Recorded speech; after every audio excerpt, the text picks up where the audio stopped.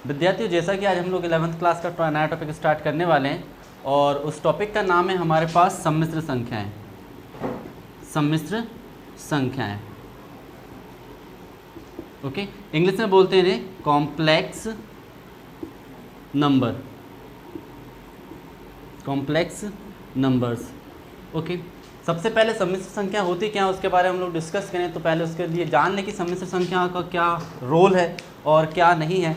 तो हम लोग को पता है कि हम लोग दो टाइप्स के, हम लोग नंबर सिस्टम में जब हम लोग पढ़ते हैं, नंबर सिस्टम जब भी हम लोग पढ़ते हैं तो हमारे पास दो टाइप का हमारे पास नंबर आते हैं। पहला वास्तविक, वास्तविक, और दूसरा होता है हमारे पास, हम लोग इसमें बात कर रहे हैं सम्मिश्र संख्या की, वास्तविक और सम्मिश्र संख्याएं।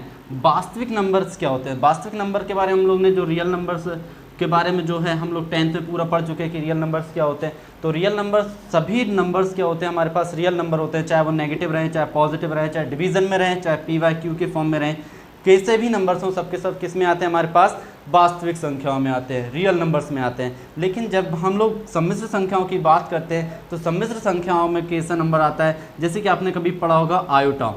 ये क्या है? एक नया वर्ड आया है। आप लोगों ने देखा होगा कि जब भी हम लोग कभी 10th तक जब भी हम लोग कभी एक सवाल करते थे, कभी हमारे पास रूट के अंदर कोई ऐसा नंबर आ जाता है, जैसे कि मान लीजिए हमारे पास 25 आया तो सबने बोल दिया सर इसका आंसर कितना आएगा?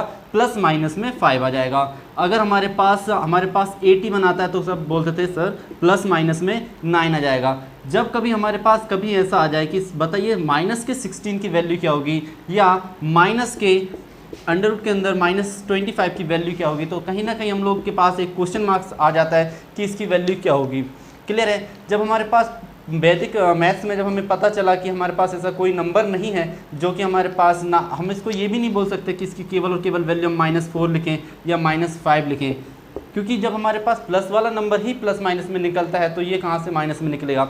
जब इसका सवाल का जवाब ढूंढा गया तो हम लोग को कोई भी जवाब इसका नहीं मिला। जब नहीं मिला तो सभी वैज्ञानिकों ने एक निष्कर्ष निकाला कि इस जो भी हमारे पास रूट के अंदर नेगेटिव नंबर रहता है, कोई भी नंबर रहे, अगर हमारे पास रूट के अंदर क्या रहे?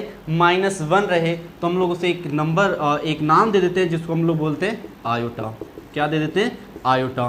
क्लियर है? तो आयोटा जो वर्ड है हमारे पास, आयोटा, वो किसको रिप्रेजेंट करता है? हमारे पास सम्मिश्र संख्या है। सम्मिश्र संख्याओं को रिप्रेजेंट करने के लिए हम लोग के पास होता है z जो कि होता है x plus bye iota, x plus bye iota. x मतलब जो हमारे पास x वाला पार्ट है उसे बोलते हैं हम लोग रियल पार्ट। क्या बोलते हैं? रियल पार्ट, मतलब वास्तविक भाग। और जो हमारे पास बाय वाला पार्ट होता है उसे हम लोग बोलते हैं हमारे पास इमेजिनरी पार्ट, इमेजिनरी पार्ट।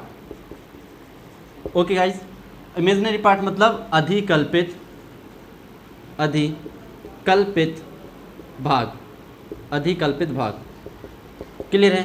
तो z जो कि हम लोग को रिप्रेजेंट करता है सम्मिश्र संख्याओं को, तो सम्मिश्र संख्याओं के लिए हम लोग यूज़ करते हैं कैपिटल Z, और Z जो होता है किसके बराबर होता है? x plus y i, x plus y i, जिसमें से x हमारे पास रहता है रियल पार्ट और बाय आयोटा किसके बराबर रहता है? हमारे पास इमेजिनरी पार्ट। इमेजिनरी मतलब हमारे पास ये कोई एग्जैक्टली आपके पास कोई वैल्यू नहीं रहेगी, ये केवल और केवल रहेगा हमारे पास आयोटा की टर्म में। हम लोग अगर इसको एक्सिस पर देखें तो हमारे पास पता है x इस तरफ x dash by and by dash. Okay, clear है? x dash and by dash, हमें पता है इस तरफ x पॉजिटिव होता है और इस तरफ x किस में होता है? नेगेटिव होता है, और बाय इस तरफ पॉजिटिव में होता है, बाय पॉजिटिव, और इस तरफ बाय जो होता है वो किस में होता है? नेगेटिव। ओके, अब हम लोग बात कर रहे हैं एक्स एक्सिस। हमने बोला कि हमारा जो z होता है वो किसके बराबर होता है? x प्लस बाय आई, और x को हम लोग बोलते हैं क्या? Real part. तो x पर जो भी वैल्यू आएगी वो हमारे पास क्या हो जाएगा? रियल पार्ट, उसका क्या हो जाएगा? रियल। अगर ये एक्सिस की बात करें तो ये क्या हो जाएगी? कौन सी एक्सिस हो जाएगी? Real axis. और इमेजिनरी पार्ट हमारे पास बाय पर रहता है तो हम लोग इसे बोलेंगे इमेजिनरी एक्सिस। बाय एक्सिस को क्या बोलते हैं? Imaginary axis. तो जब भी हम लोग एक्स एक्सिस की बात करेंगे तो एक्स एक्सिस जो होता है, एक्स अक्ष जो होता है हमारे पास, वो होता है हमारे पास कौन सा अक्ष? वास्तविक अक्ष। कौन सा अक्ष? वास्तविक अक्ष या रियल एक्सिस। ओके, और जो बाय एक्सिस होता है, जो बाय अक्ष होता है हमारे पास, उसको हम लोग बोलते हैं imaginary axis. Okay, imaginary axis, या हम लोग जिसे बोलते हैं अधिकल्पित अक्ष।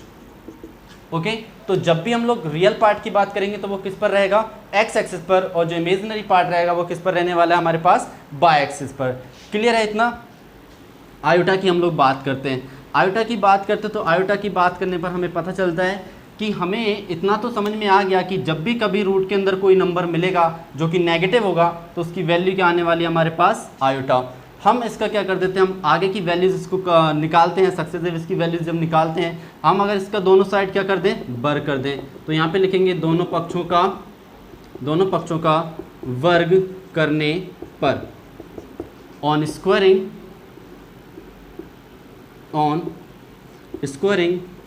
Both the side. अगर हम लोग दोनों पक्षों का स्क्वायर करते हैं तो यहाँ पे हो जाएगा अंडर रूट के अंदर -1 का होल स्क्वायर, और इस तरफ हो जाएगा आयोटा का होल स्क्वायर। तो iota square minus under root minus 1 की वैल्यू जो हो जाएगी हमारे पास आयोटा स्क्वायर के बराबर। तो जब भी हमें कभी आयोटा स्क्वायर की वैल्यू रखनी होगी तो हम उसकी जगह पे कितना रखेंगे? -1। क्लियर है? तो आयोटा स्क्वायर की वैल्यू कितनी होती है? -1। अगेन हम लोग क्या कर देते हैं, दोनों पक्षों में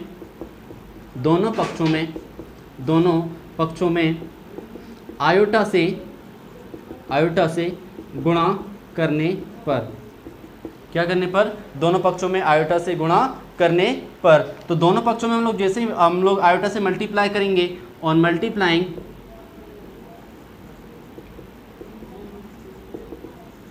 बाय आयोटा, हम लोग जैसे ही दोनों पक्षों में किससे करेंगे? आयोटा से मल्टीप्लाई करेंगे। तो इस तरफ -1 चल रहा था, हम इसमें आयोटा से मल्टीप्लाई कर दें, और इज इक्वल्स टू यहाँ पे आयोटा स्क्वायर चल रहा था और इसमें किससे मल्टीप्लाई कर दें? आयोटा से।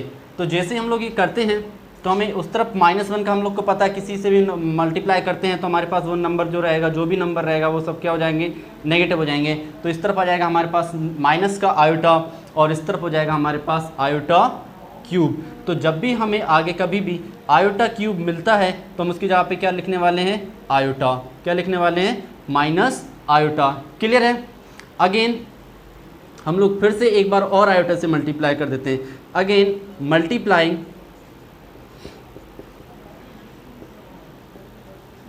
बाय आयोटा, पुनः आयोटा से गुणा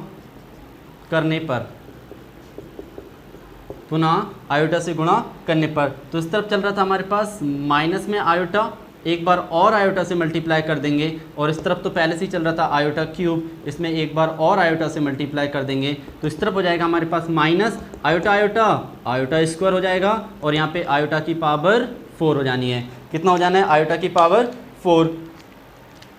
आयोटा स्क्वायर हम लोग अभी थोड़ी देर पहले आयोटा स्क्वायर की वैल्यू निकाल के आए हैं, कितना? -1। तो ये हो जाएगा हमारे पास -1, और ये रहेगा हमारे पास आयोटा की पावर 4। जैसे ये माइनस माइनस क्या हो जाएगा? प्लस। तो यहाँ से हम लोग निकल के आएगा कि आयोटा 4 की वैल्यू कितनी होती है? 1 होती है। कितनी होती है? 1। तो आयोटा 4 की वैल्यू कितनी हो जाएगी? 1।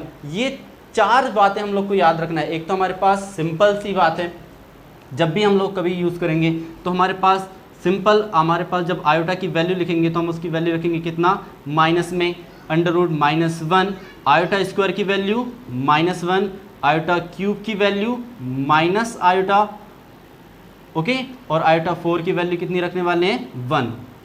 कितनी रखने वाले हैं? 1। तो ये 4 बातें आप लोग को याद रखना है। आयोटा की वैल्यू हो जाएगी हमारे पास अंडर रूट के अंदर -1, आयोटा स्क्वायर की वैल्यू -1, आयोटा क्यूब की वैल्यू माइनस आयोटा, और आयोटा 4 की वैल्यू कितनी हो जाएगी हमारे पास? 1। ठीक है, अगर आपको ये 4 चीज़ें याद हैं, आपको अगर ये 4 वैल्यूज़ अगर आपको याद रहेंगी तो आप इसमें से आयोटा की कोई सी भी वैल्यू आप फाइंड कर सकते हैं। क्लियर है? इतना हो जाएगा। तो कितना हो जाएगा? क्या हो जाएगा?